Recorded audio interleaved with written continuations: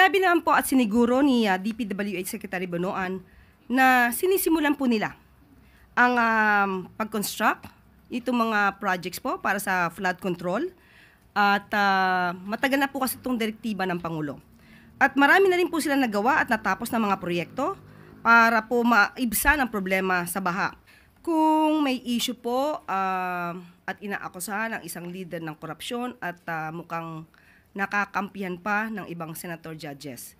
First question, Clay Pardilla, PTB4. Magandang umaga po, Yusek. Regarding pa rin po sa children's safety, what are PBBM's directives to the DPWH on flood control this rainy season? Sa DOST po at Pag-asa, ano po ang utos on strengthening early warning system at marching order po to ensure food security sa DA naman po? Thank you. Sinabi naman po at siniguro ni DPWH Secretary Bonoan na sinisimulan po nila ang pag-construct itong mga projects po para sa flood control at matagal na po kasi itong direktiba ng Pangulo. At marami na rin po sila nagawa at natapos ng mga proyekto para po maibsan ang problema sa baha. Nandito na po ang nagawa na po nila yung 2,339.73 square meter concrete slope protection sa kahabaan ng Bagak Mariveles Road in Batasan. And at the same time, sinabi rin po niya na nag-develop na rin po sila ng master plan for each of the 18 major river basins. So, kanya-kanya pong master plan po ito according to specific characteristics at ang pangangailangan ng bawat area. So, asahan po natin at maging lagi tayong handa sa pagbaha. Although, hindi natin masasabing 100% agad na mababawasan ang pagbabaha sa ating bansa, pero patuloy pa rin po ang pagsasagawa ng DPWH para po maibsan ang problema rito. Patungkol naman po sa DOST, ay meron po silang theme, meron po silang nilaunch, kahandaan sa bagyo at baha, solusyon sa ligtas na bayan.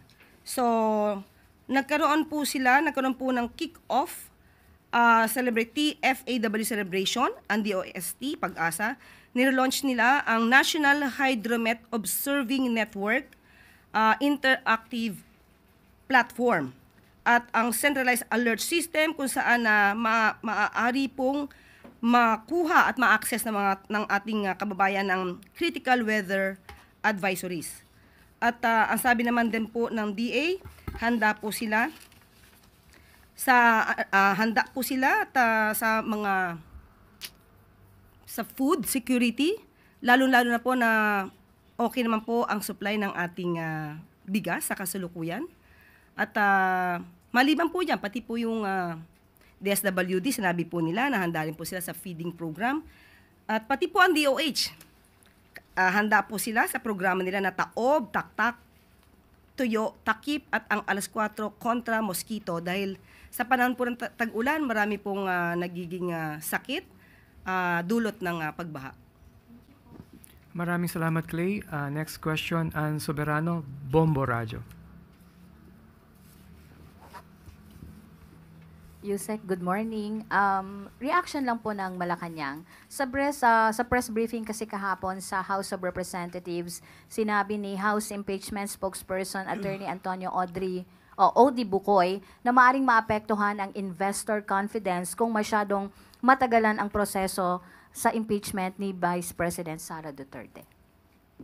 Okay, mismong nasa business sector na po ang naaalarma sa nangyayari dito sa Senado patungkol po sa impeachment trial. At hindi po talaga na naisin na makapag-invest, na maa-alerto po talaga mga investors natin kung may issue po at inaakusahan ng isang leader ng korupsyon at mukhang nakakampihan pa ng ibang senator judges.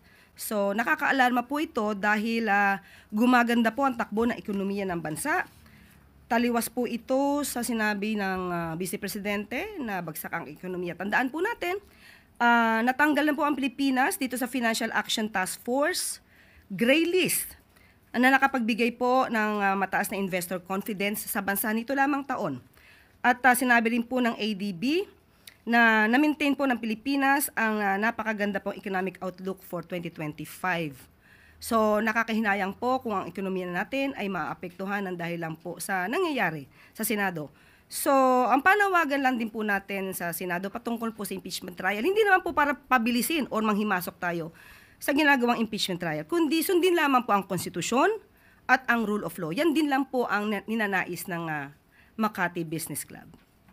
On the other, Yusek, sang-ayon po ba ang Malacanang sa panawagan ng business community na kailangan talagang bilisan na ang trial upang mapanatili ang katatagan ng ekonomiya at kumpiyansa ng mga investor na mamuhunan sa ating bansa? Muli ulitin natin, hindi po kasi manghihimasok ang Pangulo sa proseso sa Senado patungkol po sa impeachment trial. Pero kung yan po ang nakikita po ng mga nagnenegosyo, investors natin sa Pilipinas, eksperto sila sa mga ganitong bagay, kung ano ang mas makakabuti sa ekonomiya. Sa tandaan natin, ang sabi lamang po ng Pangulo, sundin ang konstitusyon at ang rule of law. So kung pagpapabilis sa impeachment trial, at yun na nakikita ng business sector, sana bigyan din po ito ng pansin ng Senado.